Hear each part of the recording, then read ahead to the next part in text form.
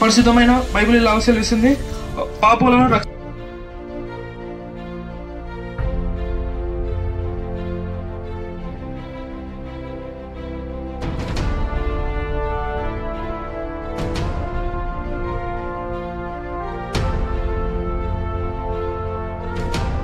ప్రశాంతత లేక మనుషులందరూ ఇబ్బంది పడుతూ ఉన్నారంట.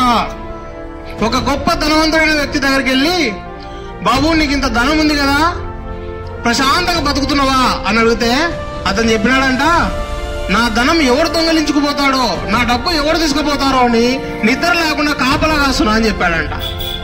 సో ధనవంతుడికైనా మనశ్శాంతి లేదు, పేదవాడికైనా మనశ్శాంతి లేదు. పేదవాడి దగ్గరికి వెళ్ళి, పేదవాడివి కదా, నీ దగ్గర డబ్బు లేదు కదా, నువ్వు ప్రశాంతంగా ఉన్నావు అని అడిగితే అతను అంటాడంట, డబ్బు లేక అప్పులు చేసి ఇబ్బందులు పడి అన్నం లేక నీళ్ళు లేక బాధపడుతున్నా, ప్రశాంతత లేదు అని చెప్తాడంట. సో పరిశుద్ధమైన బైబిల్లో శాంతి గురించి ఎందుకు మాట్లాడుతూ వచ్చినాడంటే, మనుషుడు శాంతి లేక ప్రశాంతత లేక ఇబ్బంది పడతా ఉన్నాడు. అటువంటి మనుషుల్ని రక్షించడానికి, అటువంటి మానవుణ్ణి కాపాడడానికి, అటువంటి మానవుని జీవితాన్ని మార్చడానికి ప్రభువైన యేసుక్రీస్తు వారు భూమి మీదకి వచ్చినాడు. ఎందుకో తెలుసా? ప్రయాసము అంటే ఏందో తెలుసా? పాపము. మనుషుడు దేని వల్ల బాధింపబడుతున్నాడంటే పాపం వల్ల బాధించబడుతూ ఉన్నాడు. ఏంటి పాపము? ఏంటి పాపము? పాపం అంటే ఏంటి? ఒకతను నన్ను అడిగినాడు, పాపం అంటే ఎట్లుంటది, పాపం అంటే ఎట్లుంటది వినోద్ అని అడిగినాడు. అడిగితే పాపానికి ఒక రూపు లేదు. పాపము ఒక రూపాన్ని ధరించి వచ్చినది కాదు, పాపము స్వభావాన్ని బట్టి వచ్చింది. ఏం స్వభావము? మనకు వయసు పెద్దది కాబట్టి మనము మంచి చెడులు, జ్ఞానము, తిట్లు, బూతులు అవన్నీ మనకు వచ్చినాయి. మరి చిన్నపిల్లలు ఎట్లా తిడుతున్నారు? వానికి 3 సంవత్సరాలు కూడా లేవు, వాడు బూతులు మాట్లాడతాడు. ఆయనకి ఎవరు నేర్పించినారు? ఎట్లా నేర్చుకున్నాడంటే మనుషుడు పాపంలోనే పుట్టినాడు కాబట్టి, మనుషుడు పాపం ద్వారా జన్మించినాడు కాబట్టి, మనిషికి పాపం చేయాలంటే సపరేట్ కోర్సులు, కోచింగులు, స్కూల్కు పంపించాల్సిన అవసరం లే. మనిషి పుట్టుకతోటే పాపి. పుట్టుకతోటే మనుషునికి చిన్నప్పటి నుంచే బూతులు వస్తున్నాయి, చిన్నప్పటి నుంచే అబద్ధం ఆడుతున్నాడు, చిన్నప్పటి నుంచే మోసం చేస్తున్నాడు. మనిషి ఏమైపోయినాడంటే పుట్టుకతో పాపి అయిపోయినాడు. ఒక వ్యక్తి రోజుకు ఒక తప్పు చేసినాడు అనుకుంటే అతను 350 సంవత్సరాలకు 365 రోజులకు 360 తప్పులు చేస్తాడంట. సో ఇప్పుడు మనం ఆ లెక్క చొప్పున చూసుకుంటే ఒక చిన్న పిల్లోడు చిన్నతనం నుంచే ఒక పాపం చేస్తున్నాడంటే, రోజు ఒక అబద్ధం ఆడుతున్నాడంటే అతను చనిపోయేలో పెళ్లి చేశాడు. సో ఇవన్నీ ఏంటంటే మనుషునికి భారాలు. పాపం మనుషునికి ఏమైపోయిందంటే భారం అయిపోయింది. ఆ భారం మనిషిని ఏం చేస్తుందంటే పాపం వల్ల వచ్చి జీతం మరణం అని బైబిల్లో రాయబడతా వచ్చింది. నువ్వు చేసిన పాపము నువ్వు అనుకుంటావు, ఏముందిలే అందరు చేసేదే కదా, ఏముందిలే అందరు చేస్తున్న తప్పే కదా, అందరి వల్ల జరిగే పొరపాటే కదా, నేను ఒక్కనే సపరేట్ చేస్తున్నా అని మనము అంత కంపేర్ చేసుకొని మనం ఏం చేస్తున్నామంటే పొరపాట్లు, పాపాలు ఎక్కువ చేసుకుంటున్నాం. ఎక్కువ చేసుకుంటే దీన్ని ఎట్లా మనము పోగొట్టుకోవాలా? ఒక షర్టుకు ఒక అంగి వేసుకుంటే అంగి మీద మరకైందనుకోండి, మనం ఏం చేయాలా? ఇంకా కొంచెం మన్నేసి రుద్దుతామా? సబ్బేసి రుద్దుతామా? సబ్బేసి రుద్దుతాం. ఎందుకు రుద్దుతామంటే మరక పోవాలంటే పోగొట్టేటువంటి వస్తువునే వాడాలా. ఓకేనా? నేనున్నాను, నాకు కళ్ళు కనపడవు అనుకుందాం.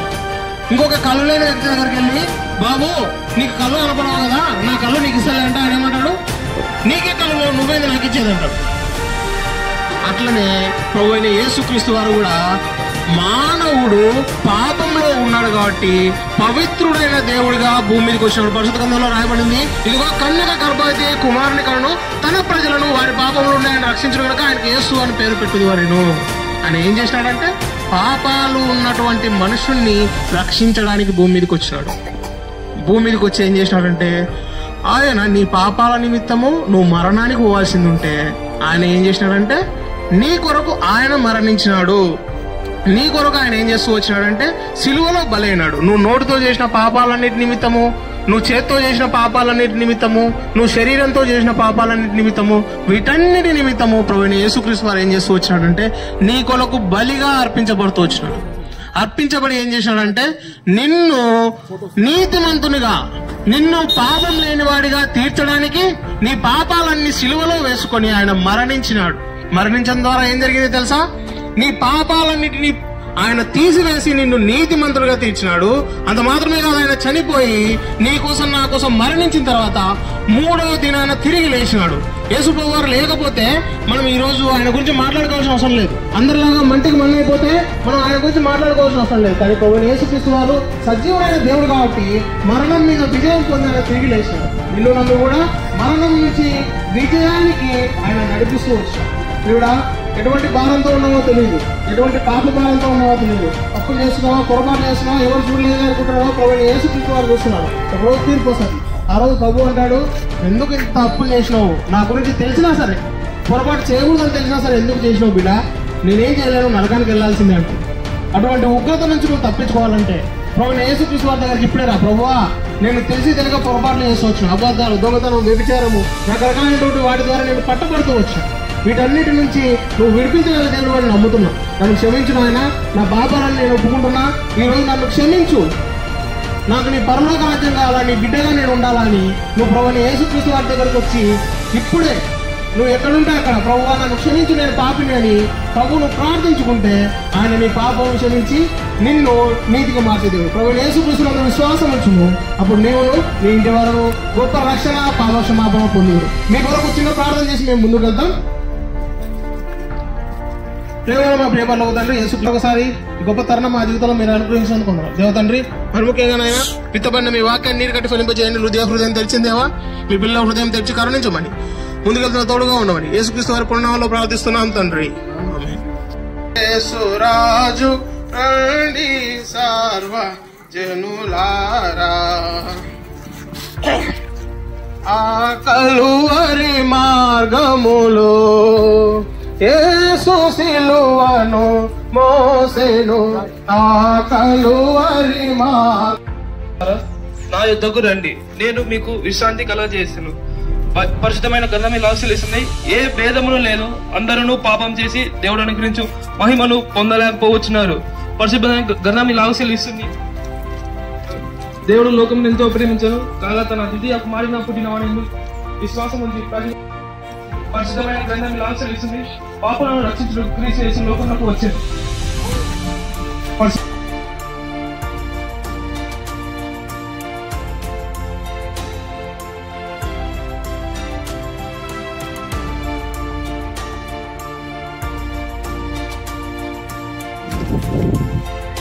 మాయలారా అమ్మలారా, మరొకసారి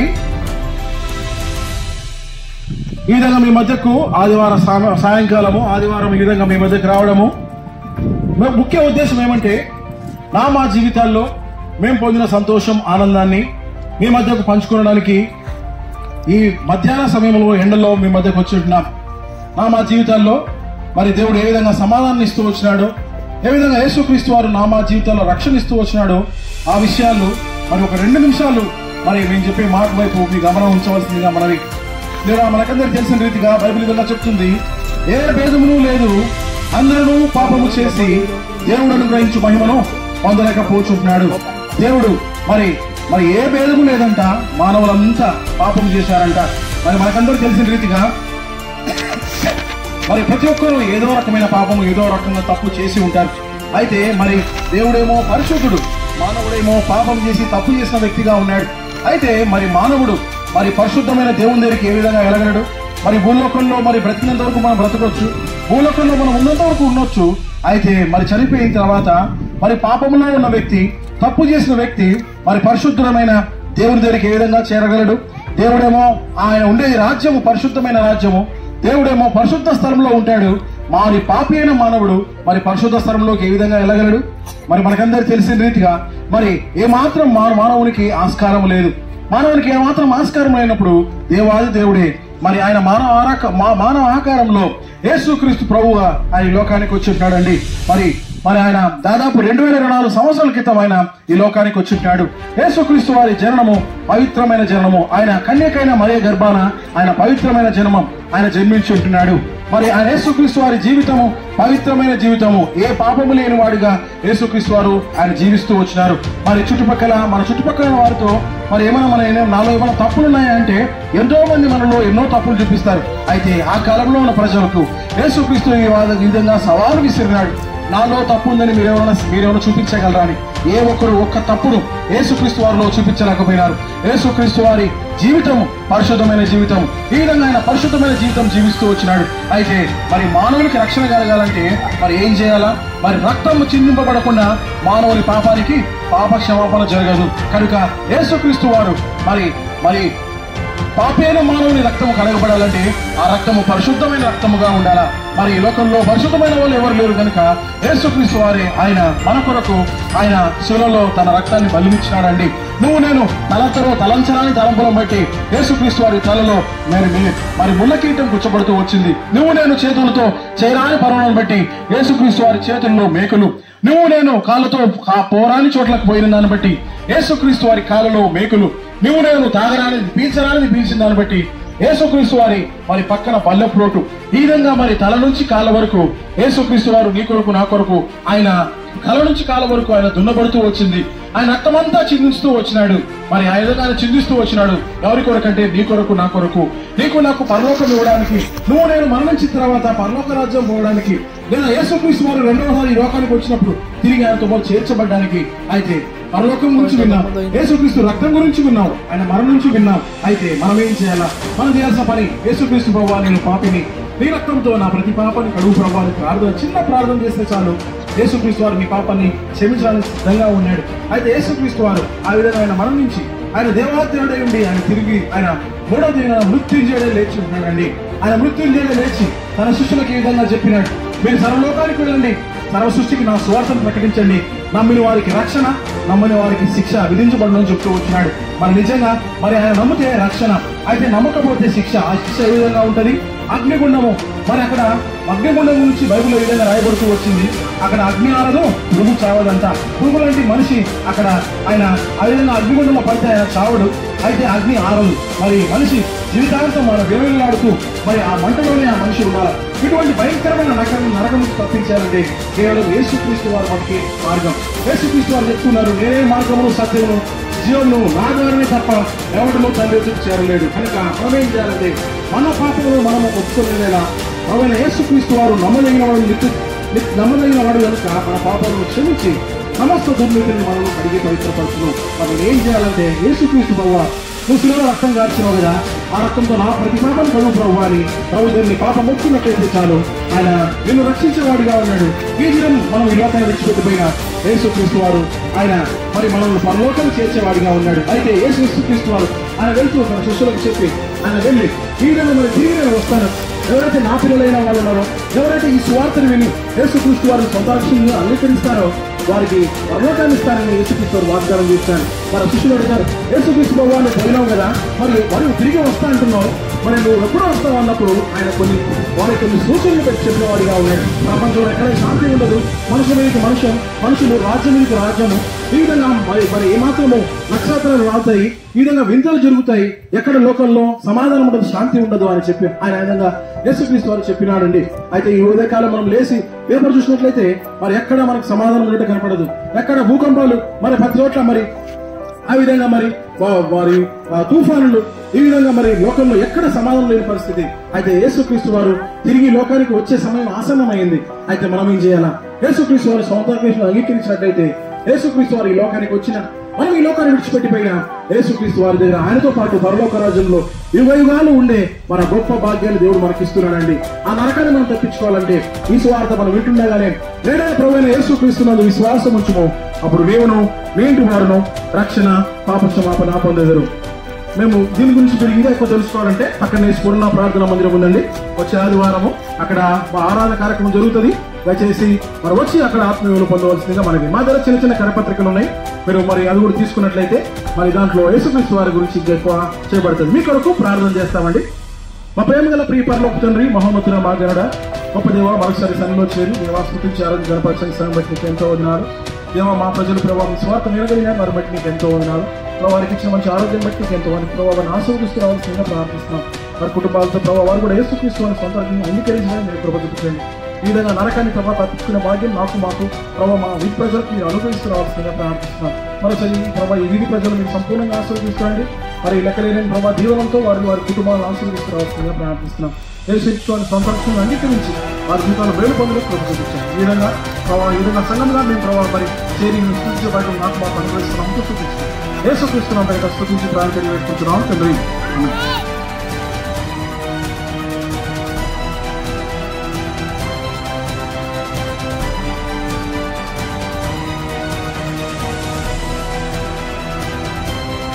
మానవా ఒక్కసారి ఆలోచించుకో, నీ జీవితం నీలో ఉన్న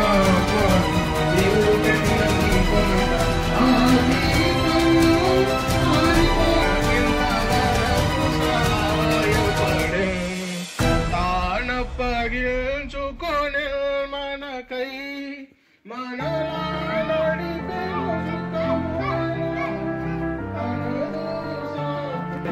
మీరే కృపను ఇస్తూ వచ్చినారు. వచనం చెప్పట్లో మీరు కృపను ఇస్తూ వచ్చినారు. ఆయన కరపత్రికలు ఇచ్చినట్లు కూడా మీరు కృపను ఇస్తూ వచ్చినారు. అదేవిధంగా ప్రభావ వాక్యాలు చెప్పట్లో ప్రభావ మీరు కృపను ఇస్తూ వచ్చినారు. విన్నవారిలో మీకు జ్ఞానం చేపిస్తూ వస్తున్నారు, ప్రార్థిస్తున్నారు. ఎవరు ప్రభావ ఏ పరిస్థితుల్లో విన్నారో మనకు తెలియదు. ఎవరు మనకి పడుతున్నారు, ఎవరు వేసి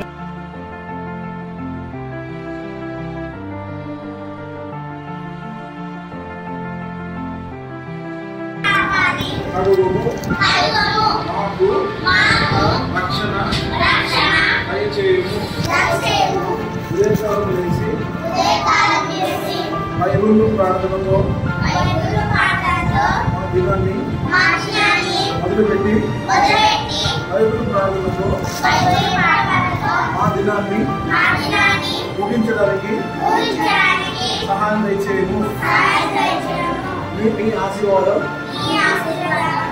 మా మీద, మా తల్లిదండ్రుల మీద, మా బంధువుల మీద, మా చర్చిలో ఉండడానికి సహాయం చేసి